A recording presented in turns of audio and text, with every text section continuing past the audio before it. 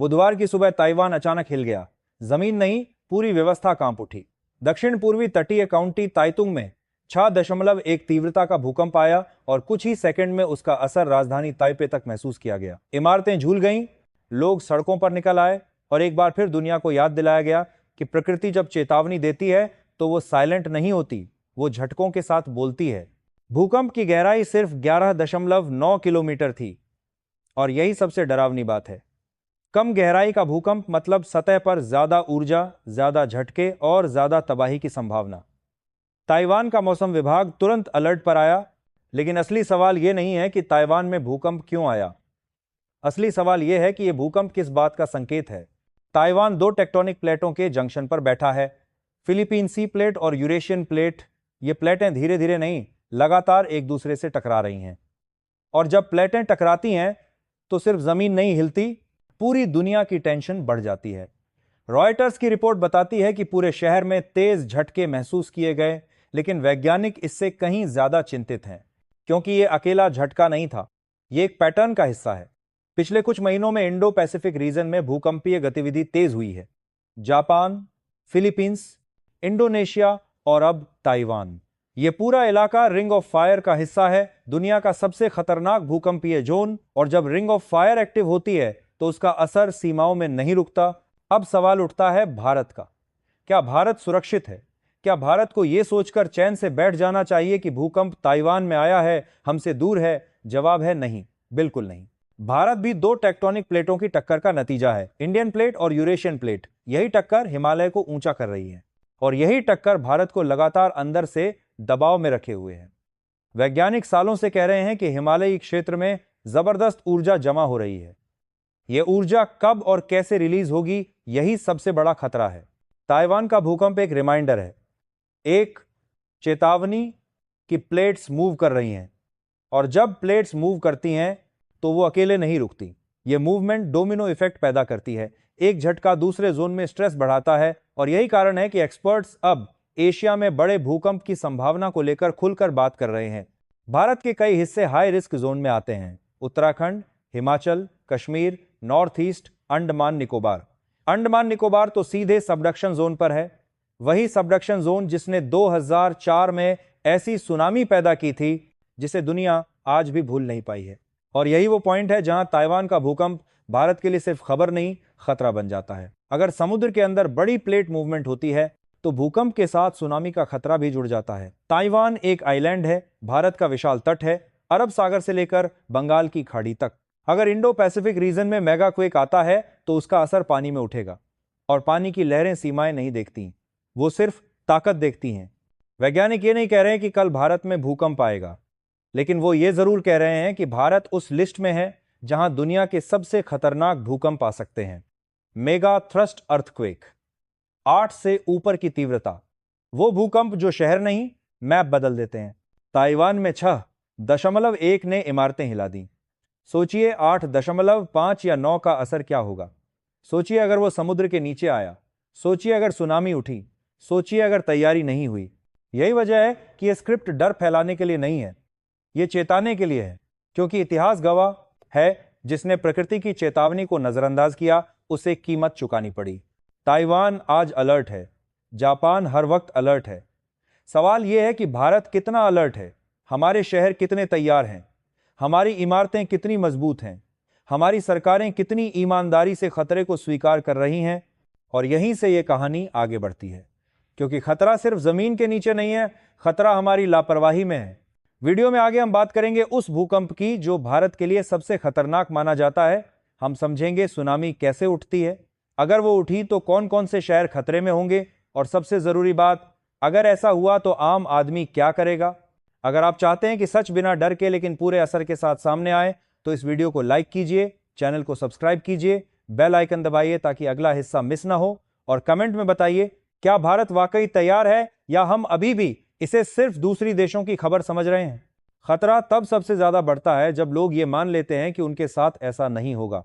इतिहास यही बताता है, हर बड़ी तबाही से पहले एक चेतावनी होती है, एक संकेत होता है जिसे या तो अनदेखा कर दिया जाता है या हल्के में ले लिया जाता है। ताइवान का भूकंप भी ऐसा ही एक संकेत है, एक झटका जो सिर्फ ताइवान की जमीन तक सीमित नहीं है बल्कि पूरे इंडो पैसिफिक क्षेत्र में जमा हो रही ऊर्जा की याद दिलाता है। अब जरा उस नक्शे को समझिए जिसे आमतौर पर टीवी स्क्रीन पर सिर्फ एक ग्राफिक मानकर छोड़ दिया जाता है। भारत के उत्तर में हिमालय है जो स्थिर नहीं है, वो हर साल कुछ मिलीमीटर ऊपर उठ रहा है। ये उठना सुंदर लगता है लेकिन इसके पीछे की वजह खतरनाक है। इंडियन प्लेट लगातार यूरेशियन प्लेट के नीचे घुस रही है। यह प्रक्रिया रुक नहीं रही, ये थमी नहीं है और यही वो जगह है जहां सबसे ज्यादा स्ट्रेस जमा हो रहा है। वैज्ञानिक इसे सिस्मिक गैप कहते हैं। वो इलाके जहां लंबे समय से बड़ा भूकंप नहीं आया लेकिन ऊर्जा लगातार जमा होती जा रही है।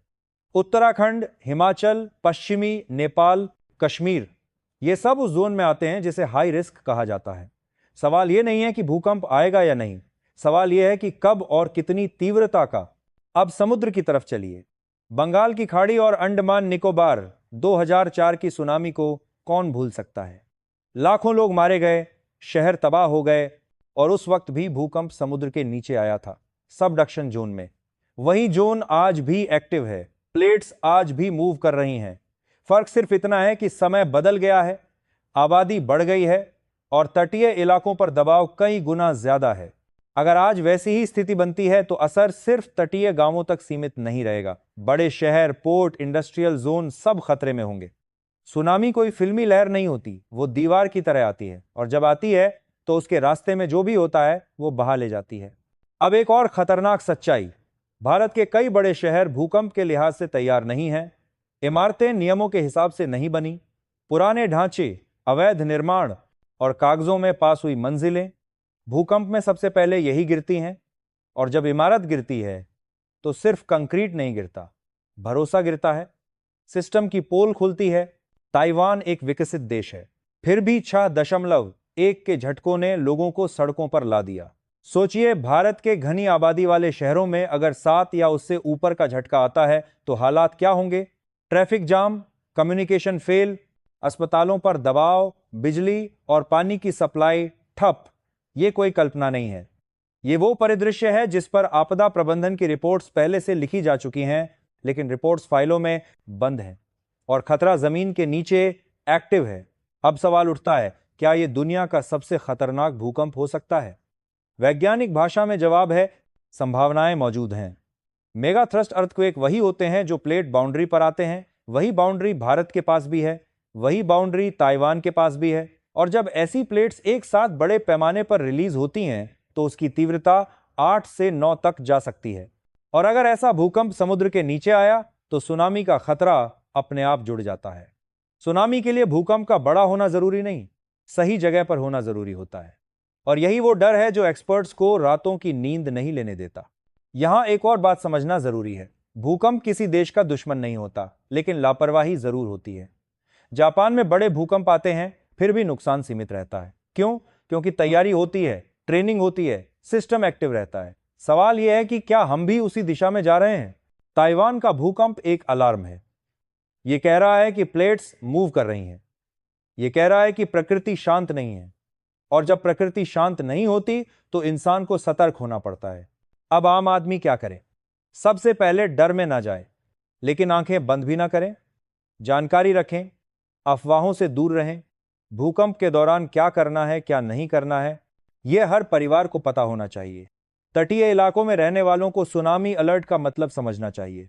सरकारों को भी सिर्फ रेस्क्यू की बात नहीं, प्रिवेंशन की बात करनी होगी। Building codes, mock drills, early warning system, ये सब कागजों से निकलकर जमीन पर उतरने चाहिए। क्योंकि जब जमीन हिलती है तब प्रेस कॉन्फ्रेंस काम नहीं आती, तब काम आती है तैयारी। आज ताइवान चर्चा में है, कल कोई और देश होगा, लेकिन अगर हमने आज से सबक नहीं लिया तो परसों सवाल भारत का होगा। और तब सवाल यह नहीं होगा कि भूकंप क्यों आया, सवाल यह होगा कि हम तैयार क्यों नहीं थे। यह वीडियो डराने के लिए नहीं है, यह जगाने के लिए है। क्योंकि जागा हुआ समाज नुकसान कम करता है, सोया हुआ समाज सुर्खियां बनता है। अगर आपको लगता है कि ऐसी जानकारी हर भारतीय तक पहुंचनी चाहिए तो इस वीडियो को लाइक कीजिए, चैनल को सब्सक्राइब कीजिए, बेल आइकन दबाइए ताकि जब भी ऐसी जरूरी अपडेट आए आप तक तुरंत पहुंचे। और कमेंट में अपनी राय जरूर लिखिए। क्या आपको लगता है कि भारत भूकंप और सुनामी जैसे खतरों के लिए तैयार है, या हमें अभी बहुत कुछ करना बाकी है? आपकी राय, आपकी जागरूकता किसी की जान बचा सकती है। जय हिंद।